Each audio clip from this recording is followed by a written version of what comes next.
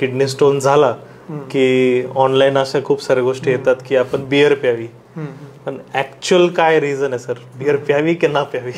Actually medically जर बघायला गेलं तर फोर्स डायुरेसिस हा एक प्रकार असतो. त्याच्यामध्ये आपल्याला स्टोन जर 7 mm 8 mm आहे तर तो पास होऊ शकतो मूत्रनलिकेतून, थ्रू युरिन पास होऊ शकतो. त्यासाठी आपण एक्सेस वॉटर इनटेक सांगतो आणि ते डिहायड्रेशन जर झालेलं असेल तर तो स्टोन लवकर पास होत नाही.